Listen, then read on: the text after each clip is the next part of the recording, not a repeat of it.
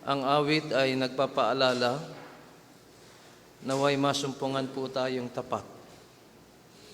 Yung atin pong napag-aralan last Sunday, ang challenge ng ating Panginoon sa church sa Smyrna, "Be thou faithful unto death." Let us be faithful unto the end, hanggang sa dulo. Ang dulong yan, maaaring kamatayan, o ang dulong yan ay ang pagbabalik ng ating Panginoong Kristo. Kung bumalik kaya ang ating Panginoon today, will He find us faithful? Masumpungan kaya niya tayong tapat? Let's open our Bibles in the book of Genesis. As promised this morning, we will examine carefully the journey of Abraham, his journey of faith, love, and hope.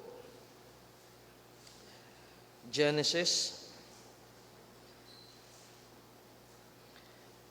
chapter 22.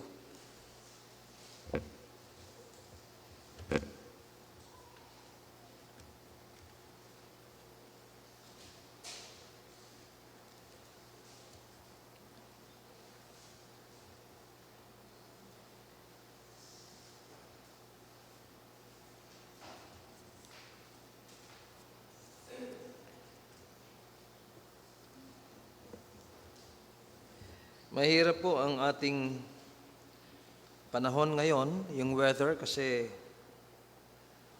there's no storm signal.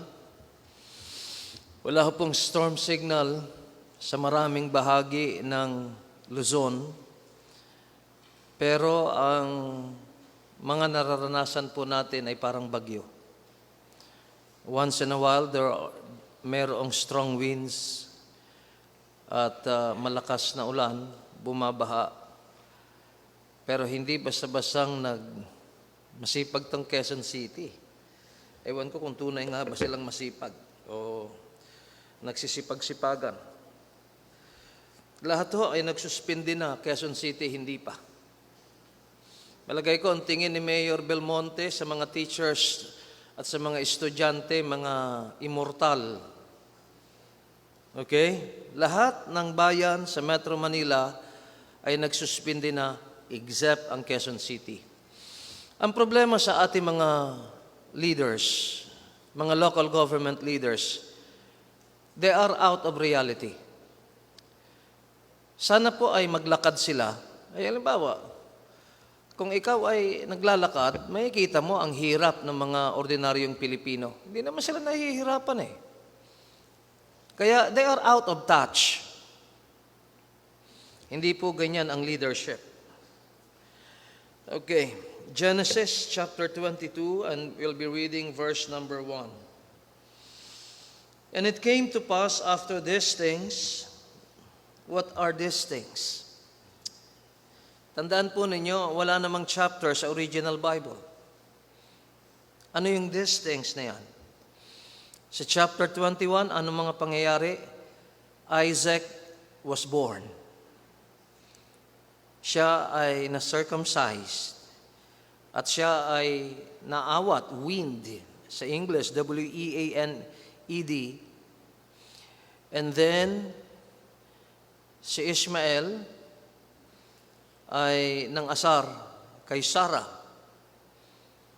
Kaya sabi ni Sarah, palayasin mo na yung mag-ina. Mahirap kay Abraham, anak niya, si Ishmael. Pero nagwika ang Panginoon, gawin mo ang sinasabi ng iyong asawa. Pag tama ang sinasabi ng asawa, dapat sundin. Kaya sabi ng Panginoon, gawin mo ang sinabi ng iyong asawa. Paalisin mo sila, dahil pinagpala ko na yung batang yan. Yan po yung sinasabi dito, after these things. At nagkaroon din po ng problema in chapter 21 about the wells, mga balon. This is with regards to Abimelech. Kaya yun po yung sinasabi, and it came to pass after these things. Malaki na po, binatilyo na po itong si Isaac, that God did tempt Abraham and said unto him, Abraham, and he said, Behold, here I am. And he said, Take now thy son, thine only son Isaac, whom thou lovest, and get thee into the land of Moriah, and offer him there for a burnt offering upon one of the mountains which I tell thee of. And Abraham rose up early in the morning, and saddled his ass, and took 2 of his young men with him, and Isaac his son, and clave the wood for the burnt offering, and rose up and went unto the place of which God had told him. May the good Lord bless the reading of His words. Tayo po ay humingi ng tulong sa ating pong Panginoong Diyos. Panginoong Diyos na makapangyarihan sa lahat, salamat po na kahit po maulan, ang mga kapatid ay naririto, na hindi natinag ng anumang hadlang. Salamat po Diyos sa aming katatagan. At dalangin ko na hindi lamang ang ilan, kundi ang lahat ng members ng Grace Life Church. At kung hindi man sila makadalo, dalangin ko na madatna namin silang kasama namin sa Zoom. Dahil ito'y bahagi pa rin ng amin pong pagsamba, Panginoon. Tulungan niyo po ako sa pangangaral, tulungan niyo po ang mga kapatid sa pakikinig. At dalangin ko na magkaroon po ng bukas na puso at isip kami upang tanggapin namin ang iyong mga aral. Patawad sa lahat ng aming mga sala at pagkukulang, at dalangin ko na kayo po ay maluwalhati sa lahat ng amin pong gagawin sa oras na ito. In Jesus' name, Amen. Be seated, please.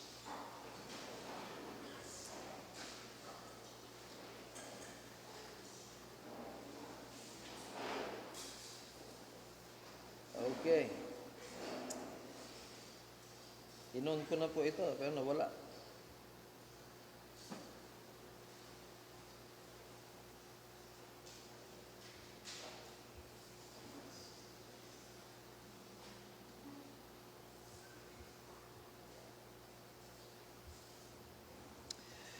Ang atin pong pag-aaralan sa hapong ito ay aking pamamagatan, Passing the Greatest Test.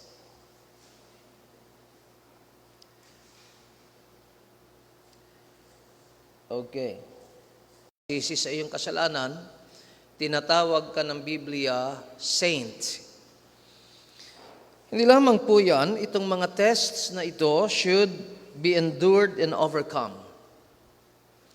Itong mga pagsubok na ito ay dapat nating tiisin. Dahil itong mga pagsubok na ito ay meron pong nilalayon sa ating buhay. Ang pagsubok po ay hindi dapat ang panalangin natin, alisin na lamang ng Panginoon ang mga pagsubok.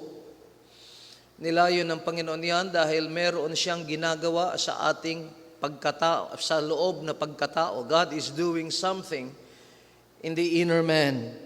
And therefore, it must be endured and overcome. Kung ang ating problema ay kagaya ng bundok, we should not pray, Lord, remove the mountain. Maraming nakatira sa bundok. Maraming nangangailangan ng bundok. Ang bundok ay bahagi ng ecosystem. And can you imagine, if your problem is the mountain, you cannot just say, Lord, please remove the mountain.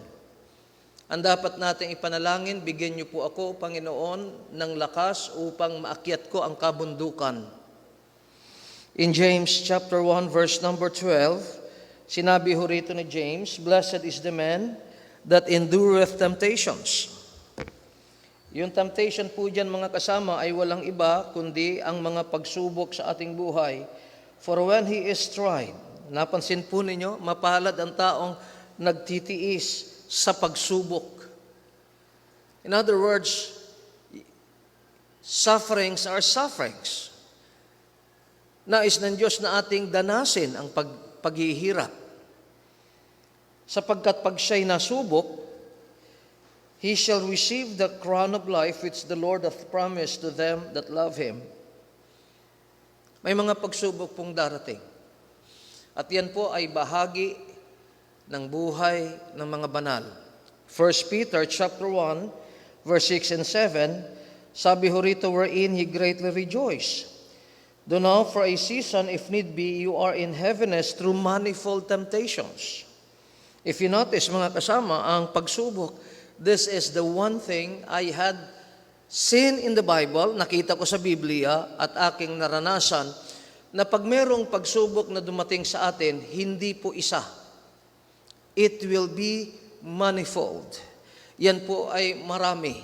Yan po ay sunod-sunod sapagkat merong layunin ang Diyos para sa mga pagsubok na yan. Gusto ko pong maintindihan po ninyo mga kasama that our happiness is not God's priority. That is not, hindi po pangunahing layunin ng Panginoon maging masaya tayo. Ibigay ng Diyos ang lahat ng ating gusto. Ang pangunahing naisin ng Panginoon ay ang ating kabanalan, our sanctification. Ang sanctification po, ang pagpapaging banal, ang dulo po nito ay yung tinatawag nating Christ-likeness, na maging kawangis tayo ng ating Panginoon.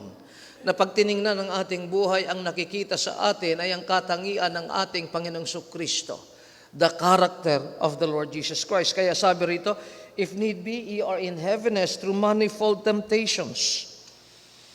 At ang tawag ni Paul dito sa manifold temptation, this is the trial of your faith. Ito yung pagsubok sa iyong pananampalataya. Yun pong salitang trial po rito ay tumutukoy sa pag-uuri kung ang ating pananampalataya ay tunay ba o fake. Alam nyo, pag fake ang iyong pananampalataya, definitely you will quit from the Christian race. You will stop believing on the Lord Jesus Christ. The trial of your faith being much precious than of gold that perisheth. Ano po ang dinidescribe ng being much more precious? Yamang mas mahal pa kaysa gintong napaparam. Ano po yung dinidescribe doon? Ano po yung mas mahal pa kaysa gintong napaparam? Ang ating pananampalataya. Ang tunay na ginto, para mapatunayan, para maging dalisay na ginto, idinadarang po sa apoy. Inilalagay sa pugo ng apoy. Sa pamamagitan ng matinding init, yun pong mga dumi na naroon pa sa ginto ay naaalis at nagiging dalisay. Yun po ang sinasabi. Being much more precious than of gold that perisheth, though it be tried with fire. Ano po ang magiging resulta nito? Pag nadalisay na po tayo, might be found unto praise and honor. Masumpungan tayo tungo sa kapurihan, karangalan, at kaluwalhatian sa kapahayagan ng atin pong Panginoong Kristo. Ngayon po, atin pong idinideklara, ipinapakilala natin ang ating Panginoon. Pag bumalik po ang ating Panginoong Kristo, masaya niyang ipapakilala ang mga tunay kong mga anak, ang mga tunay kong mga mananampalataya, mga taong may tunay na pananalig sa akin, at yan po ay dahil idinaan tayo ng Diyos sa pagsubok. Dito po sa ating binasa mga kasama, si Abraham, ang kaibigan ng Diyos, ang tao na nagpakita ng pananampalataya, ay idinaan ng Diyos sa pinakamalaking pagsubok sa kanyang buhay. At yan po ang ating titingnan, mga kapatid. Pakiayos nga itong aking kwan. Pakitanggal itong, naka-cross out na yung icon ng camera, pero still, I can see myself. Dito po in Genesis chapter 22, after receiving God's great promise that He will have a son through Sarah, God gave him the greatest test in his life. Ang gusto ko pong makita po natin, paano nagtagumpay. Ito pong si Abraham sa pinakamalaking pagsubok na kanyang dinanas. Una pong titingnan natin is the elements of testing. Ano po ba yung mga elemento ng pagsubok? Number 1, makikita po natin the source of testing. Now, the source of test is not Satan but God Himself. As you would see in verse number 1, and it came to pass after these things that God did tempt Abraham. na huwag kayong magkakamali. Yun pong salitang tempt dito ay hindi po wastong i-Tagalog na tinukso, kundi sinubok niya. Ang nanunukso po ay ang dyablo. Ang nanunukso ang dyablo. Ang purpose ng panunukso ay para magkasala tayo. Ang purpose naman ng pagsubok upang dalisayin tayo. Can you see the difference? Pag tayo ay tinukso, ang layunin para magkasala tayo, lumabas ang masama mula sa ating pagkatao. Pag tayo naman ay sinubok, when we are put under trial, ang sinusubok lamang ay ang mga tapat at ang mga mabubuting Kristiyano. Paano yung mga masuwayong mga Kristiyano? Hindi po sila sinusubok, pinapalo sila. Chastisement ang sa kanila. If you are faithful, if you're a good Christian, like Job, like Abraham, you'll be put into a test. And the result of testing, mga kasama, is that you will be purified. Kaya dito inyo makikita, mga kapatid, that God did tempt Abraham and said unto him, Abraham, and he said, Behold, here I am. Alam niyo, kaya tayo sinusubok sapagkat God is so interested na maging maayos ang ating puso, hindi yung ating mga muka. Ang Kristyanismo is more of the heart, more of the inward person than the outward person. Wag po yung mukhang mabait lang ho tayo. Ang mga bulaang propeta, mga mukhang tupa.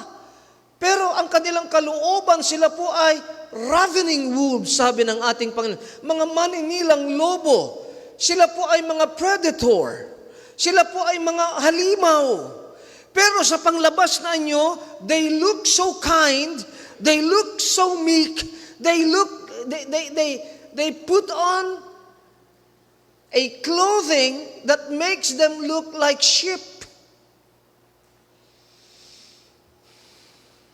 God is so interested with our inward character. So God is the source of trial. Pangalawa ho, the object of testing. Ano pong pinagagawa kay Abraham? The sacrifice of Isaac. Look at verse number 2. And he said, Take now thy son, thine only son Isaac, whom thou lovest, and get thee into the land of Moriah, and offer him there for a burnt offering upon one of the mountains which I will tell thee of. The testing consists of 3 commands or imperatives. Yun pong pagsubok ay binubuo ng 3 utos. Pansinin po ninyo in verse number 2. Number 1, take now your son, your only son whom you loved. Kunin mo ang iyong anak, ang iyong kaisa-isang anak na iyong minamahal.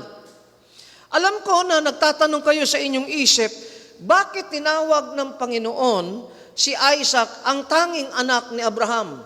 Bigyan ko po kayo ng 2 dahilan. Sa oras pong yun, isa na lang ang kanyang anak sa kanyang piling.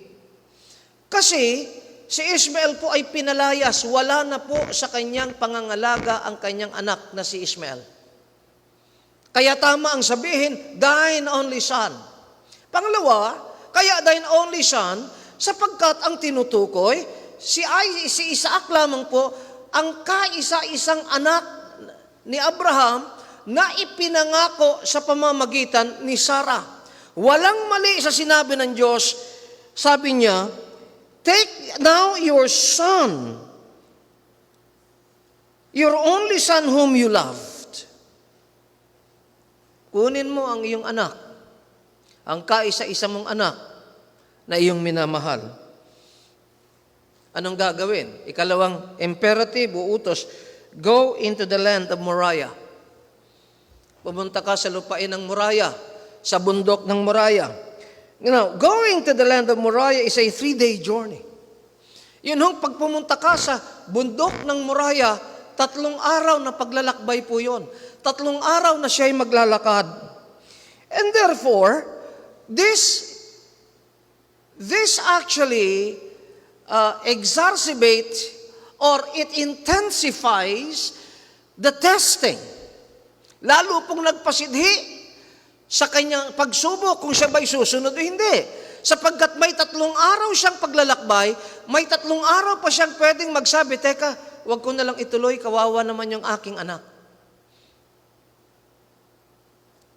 At pangatlo pong utos ng ating Panginoon, offer your son for a burnt offering.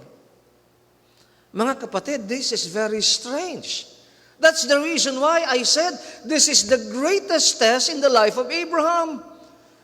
Sapagkat iaalay niya ang kanyang anak bilang isang sunog na alay. Kailangan niya pong saksakin ang kanyang anak, tumigis ang dugo, at susunugin niya ang katawan ng kanyang anak. Because that is the demand or the command of God. Take your son, your only son, whom you loved, go into the land of Moriah, and offer your son for a burnt offering. Wow! What will you do? Tayo nga, cellphone lang natin, di natin maisuko alang-alang sa Panginoon eh. Kasi sabi ho sa Bible, kung ang iyong mata ang dahilan ng iyong pagkakasala, dukutin mo yung iyong mata. Mas mabuting bulag kang pumasok sa langit kaysa buo ka na napunta ka sa impyerno. Ang aral doon ng ating, kung ang kamay mo ang dahilan ng iyong pagkakasala, putulin mo yung kamay mo. Mas mabuti pang pumasok ka sa langit na ikaw ay putol kaysa ikaw ay buo na napunta ka naman sa impyerno. Na ang point doon mga kasama, anything that cause us to sin, dapat i-give up natin. Nakikinig ba kayo? Kung ang cellphone nagiging dahilan ng iyong pagkakasala, give it up. Kung ang ating mga anak, mga kasama, hindi umiigi dahil sa cellphone. In fact, meron nga dati nakausap ko ditong anak eh. Sabi ng anak, alam niyo pastor, yung cellphone ang nakasira kay Papa. Simula nang magkaroon siya, by the way, ako ang bumili ng cellphone po nun. Simula nang magkaroon siya ng cellphone, magdamag nang hindi natutulog, may kinakausap, may tinitext. Alam po ninyo, pag ikaw ay laging puyat, mabubobo ka. Now, if you cannot be trusted, if there is something in your life that would offend you, that would cause you to sin, you should be willing to give it up. But you know, that is easier kaysa i-give up ng isang bagay na mabuti at kasiya-siya, hindi naman masama, kagaya ng sinasabi ng ating Panginoon, take your son, go to the land of Moriah, and offer your son for a burnt offering. Now, what is the purpose of testing? Ano po ang layunin ng testing? Number 1, the testing was a test of character.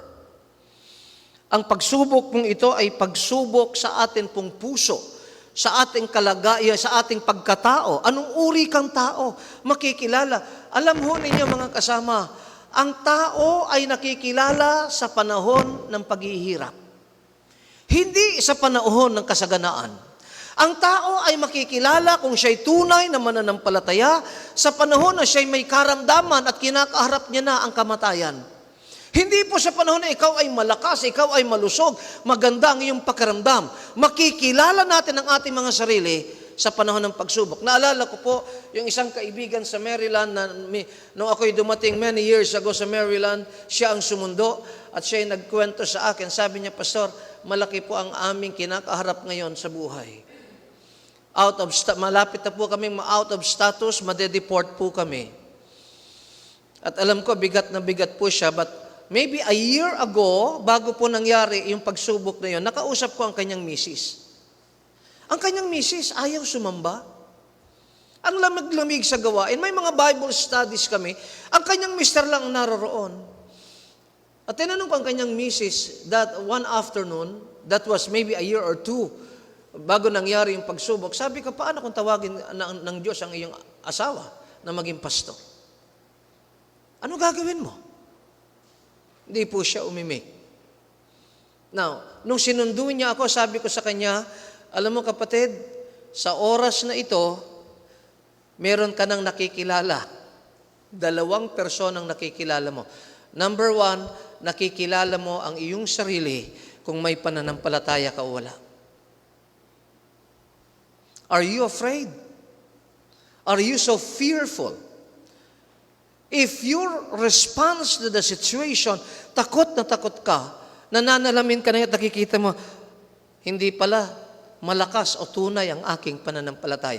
On the other hand, sa heaven naman nakikita mo, makikilala mo ang Diyos, na ang Diyos na tumawag sa atin, Diyos na ating sinasampalatayanan, sinasambat pinaglilingkaran, makikilala mo ngayon kung totoo siya o hindi. Alam niyo po, nang may kinakaharap tayong malaking problema, isang malaking katanungan sa akin, ako hindi naman ako nagduda sa kapangyarihan ng Diyos, pero sabi ko dito masusubok kung ako'y tinawag talaga ng Panginoon.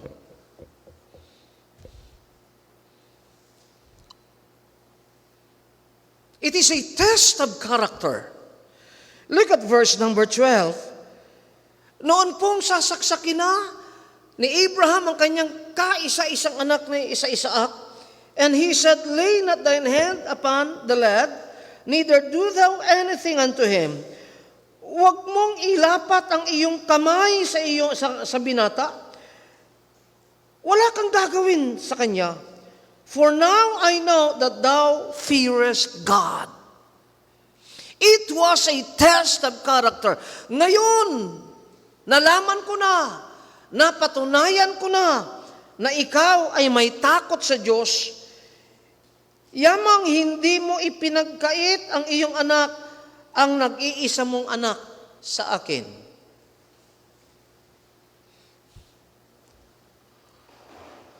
Does Abraham fear God? May takot ba si Abraham sa Diyos?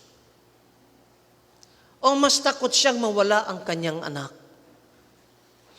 Sa pamamagitan ng pagsubok na ito ay sinusubok ng Diyos ang karakter ni Abraham. Does Abraham love God? Then the son whom God gave him? Mas mahal ba ni Abraham ang Diyos na nagbigay ng kanyang anak kaysa anak na ibinigay lamang ng Diyos? Alam niyo mga kasama, inilalagay tayo sa mga pagsubok ng Diyos. Pag ikay Kristiyano, ang unang hahadlang sa iyong pagsamba, sa iyong pagsunod sa Panginoon, hindi ang iyong kapitbahay, kundi ang iyong mga kasama sa tahanan. Kaya nasabi ng ating Panginoon in Matthew chapter 10, mayroon pa akong pangatlong katanungan, will Abraham value the giver of a son than the given son?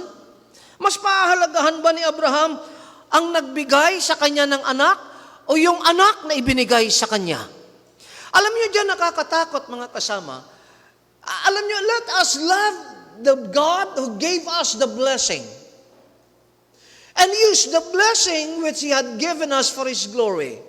Pero marami sa atin, pag tayo ay pinagpala na ng Diyos, here is the danger of blessing sa isang tao na ang kanyang puso is untried, hindi nasubok, mas mamahalin niya ang pagpapala, yung ibinigay na pagpapala, kaysa nagbigay ng pagpapala. Matthew chapter 10 verse 37, may ganitong pahayag ang ating Panginoon. Sabi niya, he that loveth father or mother more than me is not worthy of me. Siyang nagmamahal sa ama o sa ama o ina ng higit sa akin ay hindi karapat-dapat sa akin. And let me remind you of the implication ng salitang not worthy of me. It is a statement and declaration of rejection. Nire-reject ka ng Panginoon. If you would value your father or mother more than the Lord Jesus Christ, Christ is saying, I reject you. You are not worthy of me. I hope this principle will sink into our mind and heart.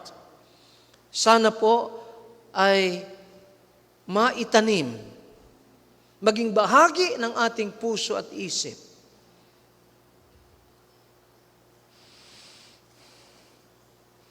And he that loveth son or daughter more than me is not worthy of me. Siyang nagmamahal sa kanyang anak na lalaki o anak na babae nang higit sa akin ay hindi karapat-dapat sa akin. It is a test of character. Pangalawa ho, it was a test of faith.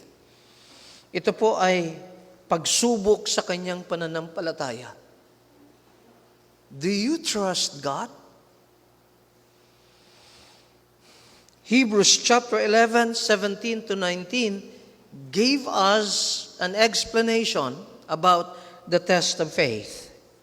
Sabi rito, by faith, Abraham, when he was tried, offered up Isaac. Sa pamamagitan ng pananampalataya, si Abraham, nung siya'y sinubok, inalay niya si Isaac. And he that had received the promises offered up his only begotten son. Siya na tumanggap ng mga pangako, inalay niya ang kanyang bugtong na anak. Verse 18, of whom it was said. Now look at how important Isaac was. Tingnan po ninyo kung gaano siya kahalaga. For of whom it was said that Isaac shall thy seed be called. In other words, mga kasama, in the scheme of God's plan for Israel and for the whole world, mahalaga si Isaac. Because that in Isaac shall thy seed be called. Pwede niyang sabihin, teka, Panginoon, mahalaga sa Isaac sa iyong plano. Pag pinatay si Isaac, mapuputol ang iyong tipan, yung covenant mo sa amin. Pero look at verse 19. Accounting that God was able to raise him up even from the dead, from whence also he received him in a figure. Let me say this. Abraham has good spiritual mathematics. Ano pong ibig kong sabihin? Magaling si spiritual math si Abraham. Yun pong salitang accounting that God. Now the word accounting means to reckon or to compute. Abraham reckoned or computed that God, who is the source of the life of Isaac, is able to raise him from the dead. Ito po ang rasyonale ni Abraham. Sa kanyang isip, iaalay ko si Isaac, yan ang aking bugtong na anak, mahalaga yan sa plano ng Diyos, sapagkat alam ko, nakwenta ko na, sigurado ko ito, pag inalay ko, kaya ng Diyos buhayin muli sa mga patay si Isaac na nagbigay ng buhay sa akin. Pero alam nyo kasi, pag hindi natin inuunawa ang mga pangangaral, di tayo sumusunod sa pangangaral, mahirap yung walang understanding.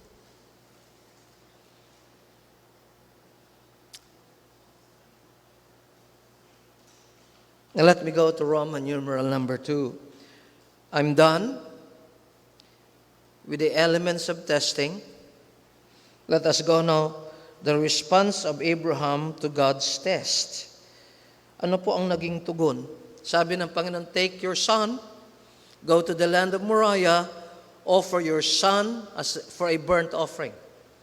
It was as clear as the sun that rises on daytime. Napakahayag po ng testing. What is the response of Abraham to God's test? Number 1, there is one word that would describe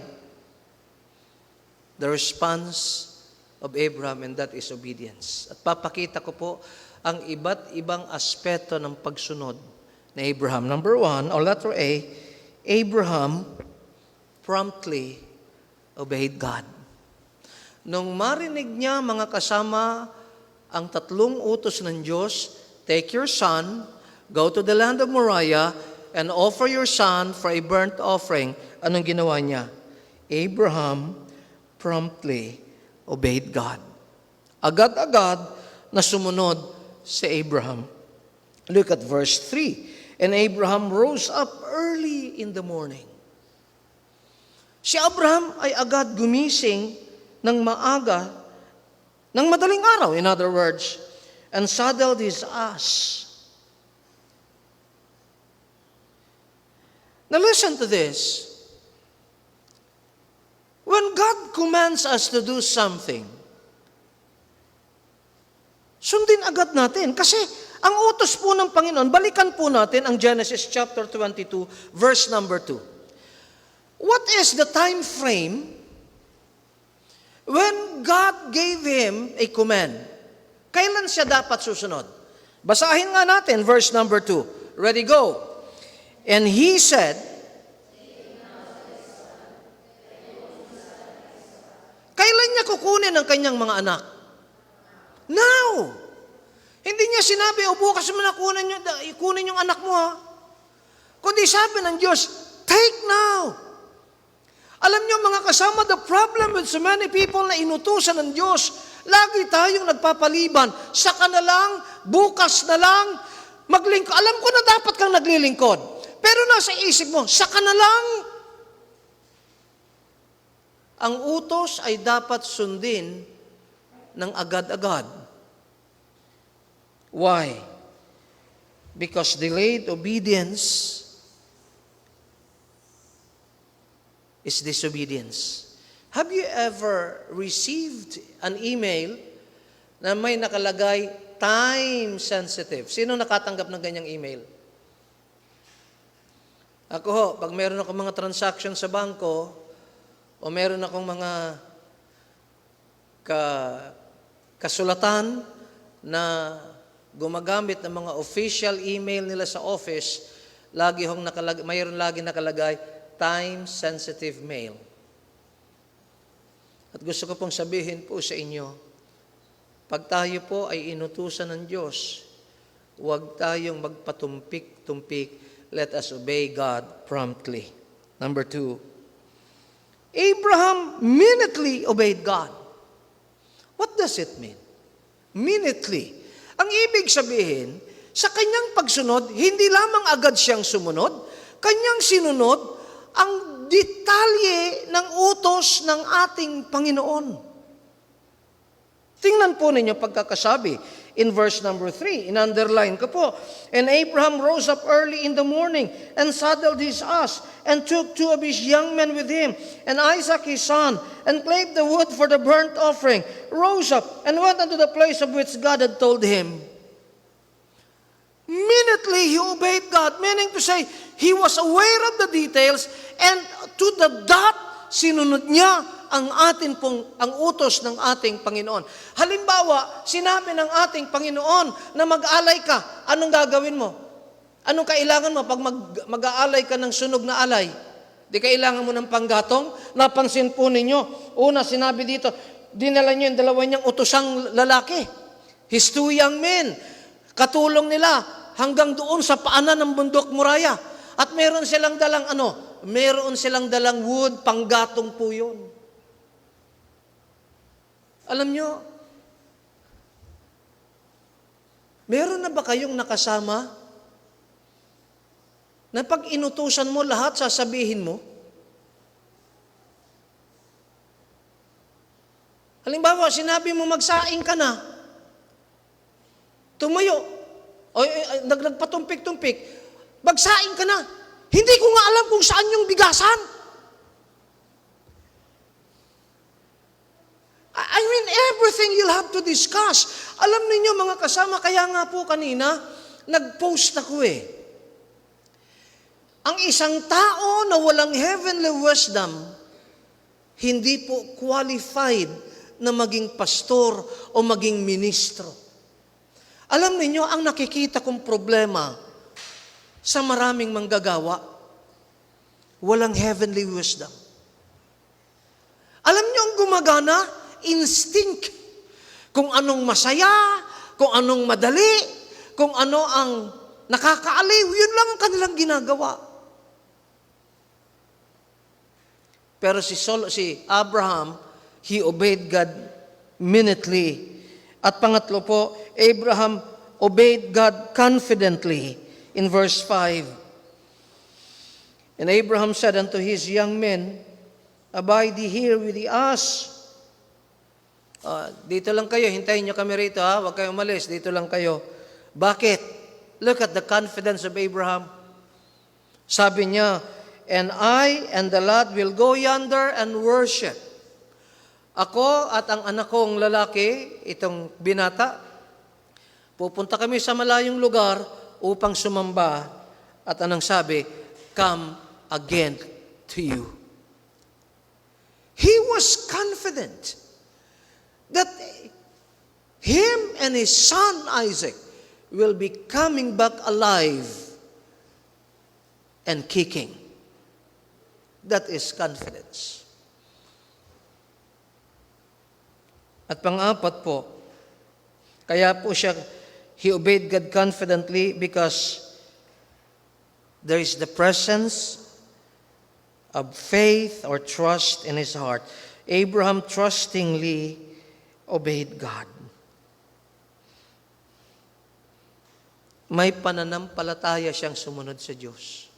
Tingnan po ninyo, nung nandun na po sila sa kabundukan, napakabigat po ng katanungan ni Isaac sa kanyang ama. And Isaac spake unto Abraham his father and said, My father. And he said, Here am I, my son. Alam nyo, si Abraham at the time, he was very much aware of what will happen. Nagtanong ang kanyang anak, Behold the fire and the wood. Tatay, meron tayong apoy, meron tayong panggatong. But where is the lamb for a burnt offering? Nasaan ang kordero para ialay upang sunugin bilang alay? Nasaan ang kordero? Where is the lamb for the burnt offering? Anong sagot po ni Abraham? Because of his faith, he said, and Abraham said, My son, God will provide himself for a burnt offering. So they went both of them together. Aking anak, ang Diyos ang magkakaloob ng kordero para sa sunog na alay. Kaya po, sila ay nagpatuloy magkasama na umakyat sa lugar na pag-aalayan kay Isaac. Now let me just make a comment on this. Obedience with doubtful thoughts is no obedience at all. Alam nyo, sabi mo, susunod ako sa Panginoon, pero ang dami mong takot, ang dami mong pagdududa, maniwala kayo mga kasama, you will never step out by faith. You will never obey where God wants you to go. Bakit? Dahil meron kang pagdududa sa iyong isip. You will never obey God. And lastly, Abraham obeyed God completely. Sinunod niya ang Diyos. Kompleto, walang bawas. Look at verse 22, 9 and 10. And they came to the place where God had told him of, and Abraham built an altar there, and laid the wood in order, and bound Isaac his son, and laid him on the altar upon the wood. And Abraham stretched forth his hand, and took the knife to slay his son. Please note the completeness of Abraham's obedience. Pansinin po ninyo ang pagkakompleto ng pagsunod ni Abraham. Number 1, he went to the appointed place.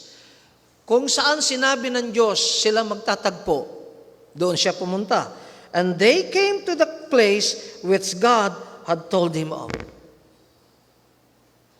Now, there is an example also in the Old Testament na sinabi ng Panginoon sa isang propeta kay Jonah, punta ka ng Nineveh. Dahil parurusahan ko ng Nineveh. Anong ginawa nitong si Jonah? Pumunta po siya sa pier at sumakay siya ng barko patungo sa Joppa. He was not obeying God. Kaya nga po sinasabi ko po sa inyo, kung ikaw ay tinawag ng Diyos maging pastor, ang pinakamagaling na buhay mo ay maging pastor ka. Pero gusto mo, pastor, hindi ka naman tinatawag magpastor, impostor ang kalalabasan mo niyan. Hindi ka tunay na pastor. Yan ang unang gusto kong makita about the completion or the completeness of Abraham's obedience. He went to the appointed place. Number 2, he prepared the altar of offering. Kung hindi niya ihahanda ang altar para sa pag-aalay, saan niya iaalay? Pumunta siya doon, pero wala siyang, nandito na ako, Panginoon. No, you need to prepare the altar. Kaya sabi ho rito, Abraham built an altar there and laid the wood in order. At pangatlo ho, he offered his son Isaac as commanded by God. Tinalian niya si Isaac, ang kanyang anak, inilagay niya sa altar, and Abraham stretched forth his hand and took the knife to slay his son.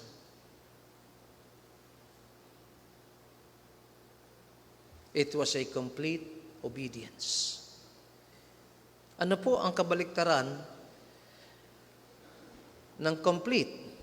The incomplete or partial obedience. And let me make my comment on that. Partial obedience is disobedience. Kagaya ni King Saul, sabi ng Panginoon kay King Saul, naalala ko ang ginawa ng mga Amalekites nung ang Israel ay naglalakbay. Hindi nila binigyan ng inumin, hindi nila binigyan ng pagkain, pinagmalupitan sila. Oras na ng paghihiganti, lipulin mo lahat, bata, matanda, dalaga, binata, mga hayop, lahat patayin mo. Lipulin silang lahat. Anong ginawa ni King Saul at ng kanyang mga sundalo? Una, ginawa nila, itinabi nila si King Agag. Kasi it's a tradition. Yung nanalong hari, gagawing tropeyo ang natalong hari, i-display, ipaparada nila para mapuri ang Haring Saulo. That was partial obedience. Pinatay niya ang mga sundalo, pero ang Haring Agag hindi niya pinatay. It was not a complete obedience. In the eyes of God, partial obedience is disobedience.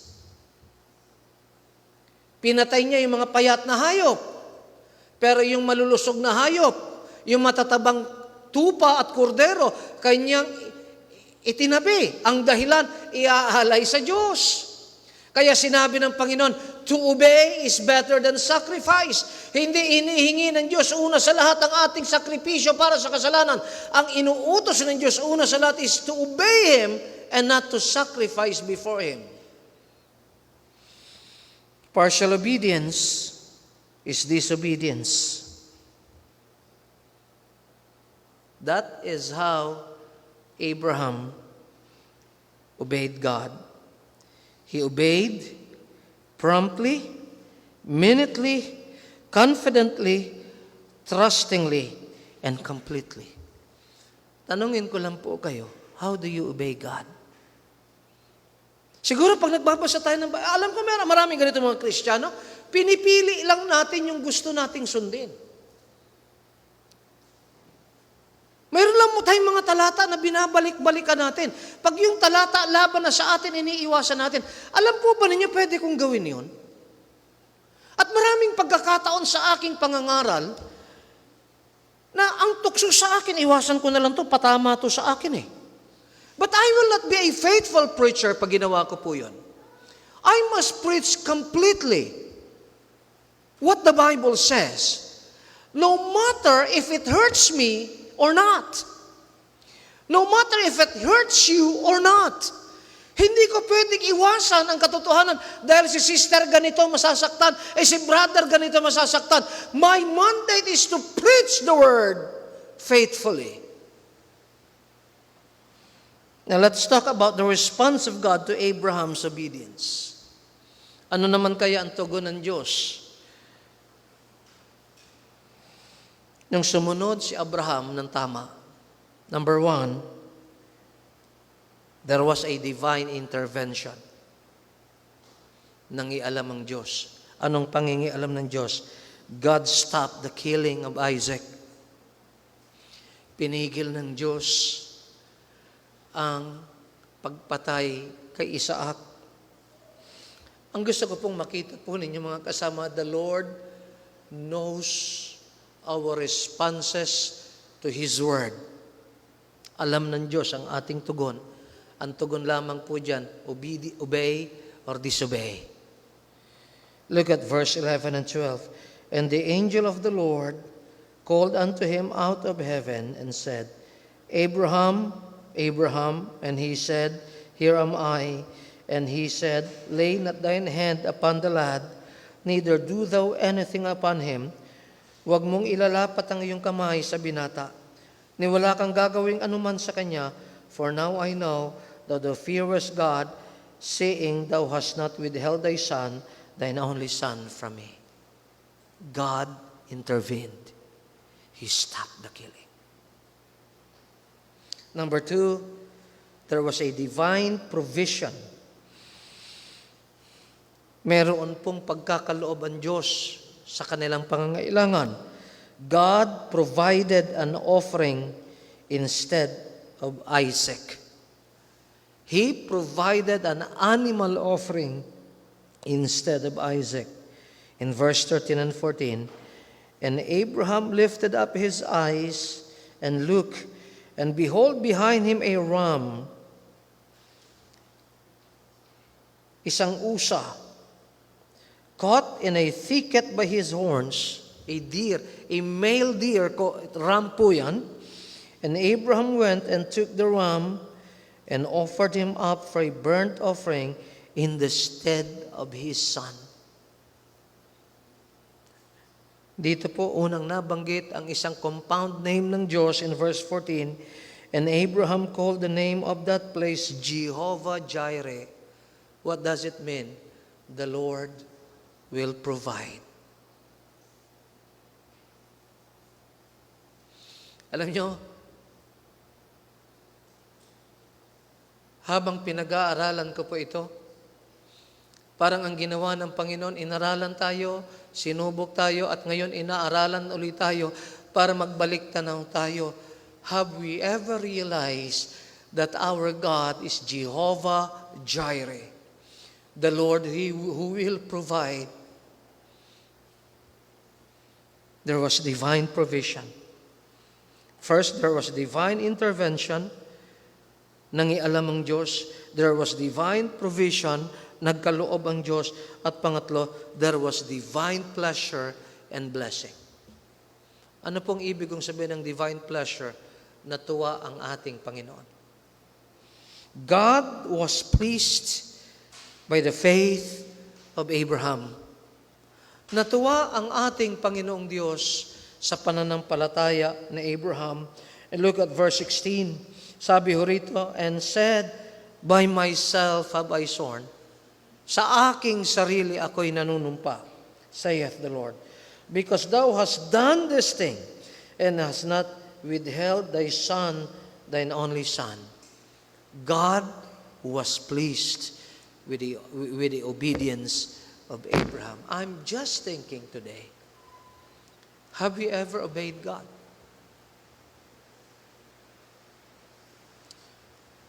You come here, thank God you came this afternoon.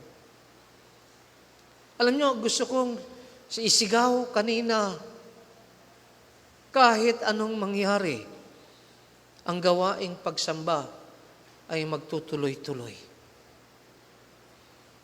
And God was pleased. There was divine pleasure over the faith of Abraham. At lagi nating tandaan ito. God blesses the person who pleases Him. I define the blessing of God when the blessing of God will come. Akin pong ipinaliliwanag na ang pagdating ng pagpapala ng Panginoon ay pag natuwa ang Panginoon sa atin. Pag ating napangiti ang ating Panginoon, His blessings will fall upon us. God blesses the person who pleases Him. Look at verse 17. Tingnan po ninyo ang blessing. That in blessing, I will bless thee. And in multiplying, I will multiply thy seed as the stars of the heaven. Anong ibig pong sabihin? He will receive blessings. He will be multiplied. And as the sun which is upon the seashore, and thy seed shall possess the gates of his enemies. Mananagumpay ang iyong anak sa mga pinto ng mga kaaway. Alam niyo po, maraming kaaway si Abraham. Alam niyo, hindi ibig sabihin matuwid si Abraham, wala siyang kaaway. Si Kristo po, perfect. Si Kristo po, walang ginawang masama. Pero si Kristo, hindi po siya passive pagdating sa kasamaan. Kalaban po siya ng kasamaan. Kalaban po siya ng mga taong gumagawa ng masama. Kaya marami po siyang kalaban. Kasi mas marami ang masama kaysa mabuting tao. Ano pang pangako? And in thy seed shall all the nations of the earth be blessed. Ito po yung prinsipyo yung tinuturo ko kanina. Yung huling punto, na pagtama ang ating asal sa harapan ng Diyos, be blessed niya tayo. Pero hindi ikaw lang, kundi ang susunod na sali ng lahi mula sa iyo ay pagpapalain ng Diyos. Alam po ninyo, ang pananampalataya at ang perfect na pagsunod ni Abraham hanggang ngayon, nakinabang tayo sa kanyang obedience sa Diyos. Yan ang ibig sabihin. And in thy seed, referring to Christ, shall all the nations of the earth be blessed, because thou hast obeyed my voice. Can you imagine? Unto the end of the ages, all throughout the world, those who will believe on the Lord Jesus Christ will be blessed. And what is the reason? Sabi ng ating Panginoon, because thou hast obeyed my voice, the world will be blessed by your sin. Pero sa kabilang dako, pag tayo naman po ay naging masuwayin sa Diyos, magdurusa din ang susunod na salin ng lahi dahil sa ating kasalanan. Consequence po yun. Consequence yun, mga kapatid. Divine pleasure and blessing. God blesses the person who pleases Him. Can you go to Hebrews 11 verse 6? Who can please God? Kailan ho nalulugod ang ating Panginoon? Hebrews 11 verse number 6. Basahin po natin ng sabay-sabay. Ready, begin. But without faith, it is impossible to please Him. For he that cometh to God must believe that He is, and that He is a rewarder of them that diligently seek Him. Kung walang pananampalataya, look at how deep yung faithlessness, ang epekto nito sa atin, it is impossible to please Him.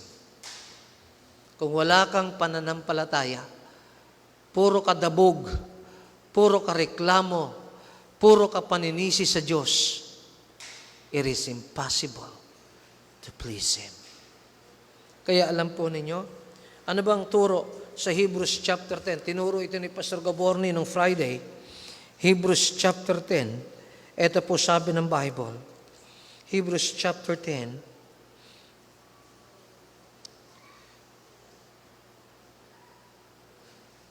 look at verse 23 and 20 and 35. Let us hold fast the profession of our faith without wavering. Atin hong panghawakan ang kapahayagan ng ating pananampalataya na hindi po tayo inuugoy-ugoy sa pagkatapat siyang nangako. So verse 35, alam ninyo mga kasama, dahil po sa kanilang pananampalataya, nagdusa sila. Napansin po ba ninyo sa verse 32? But call to remembrance the former days in which after you were illuminated, matapos kayong maliwanagan, matapos kayong maligtas, you endured a great fight of affliction. Nagtiis kayo ng malaking pakikipagbaka ng paghihirap, partly whilst you were made a gazing stock both by reproaches and afflictions. Ginawa kayong panuurin.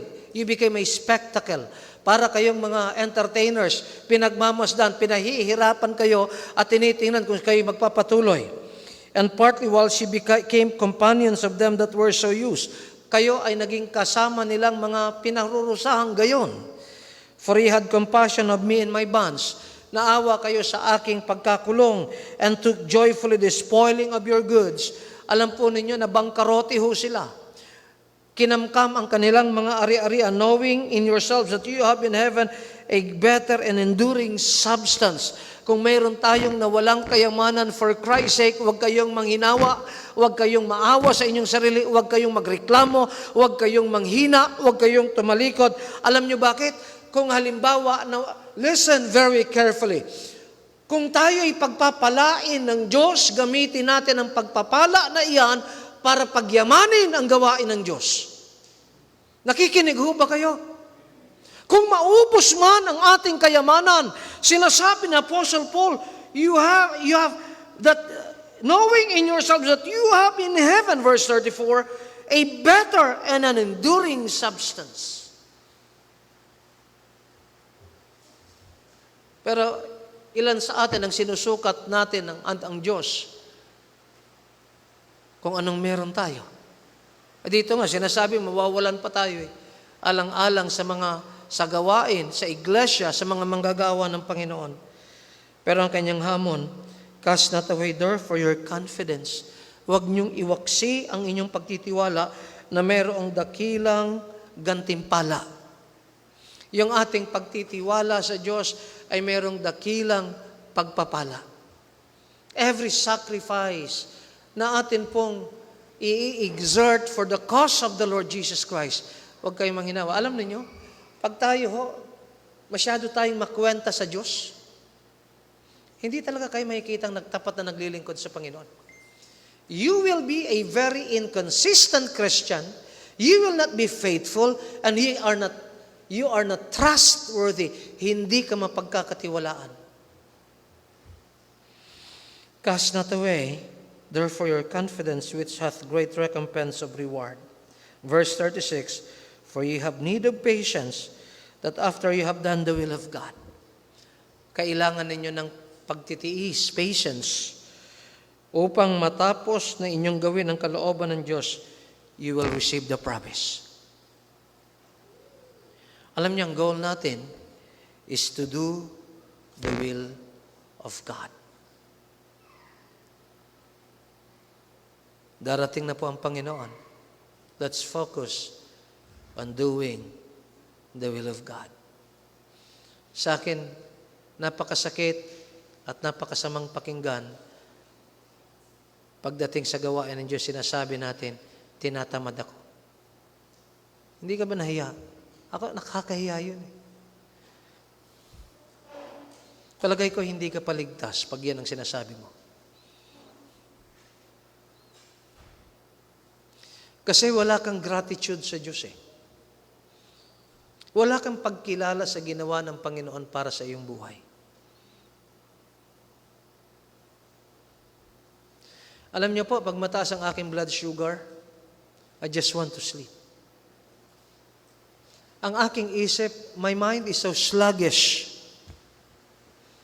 Hindi solid ang aking isip. Pero mangangaral ako eh. Every week, I preach and teach maybe an average of 6 to 8 times. Ako'y nangangaral. At lagi niyong tandaan, hindi ka pwedeng mangaral kung hindi ka nag-aral. And you will have to oppose your very self para magawa mo ang kalooban ng Diyos.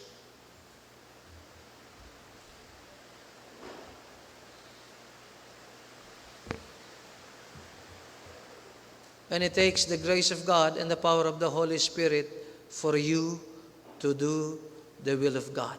And after you have done the will of God, you will receive the promise.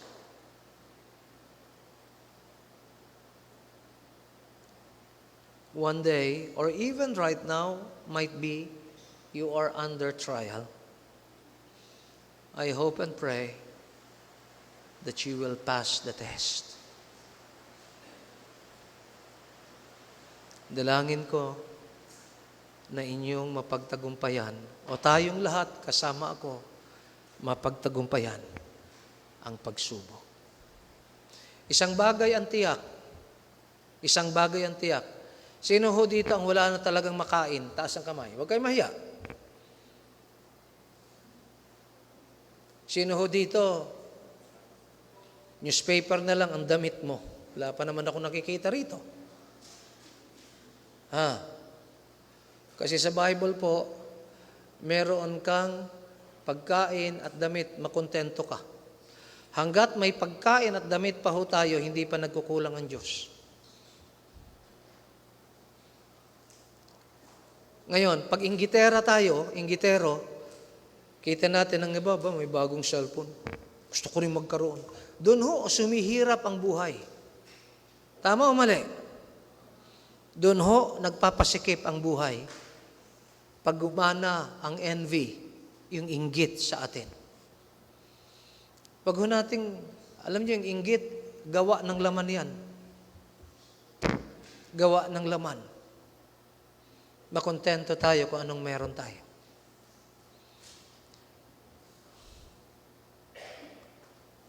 Pag malaki ho ang ating obligasyon, malaki din ibibigay sa atin ng Diyos. Pag malaki ibinigay sa atin, malaki obligasyon natin. Hope we will pass the test. Let's all stand. Awitin natin yung isa sa mga masayang awitin, What a Day That Will Be.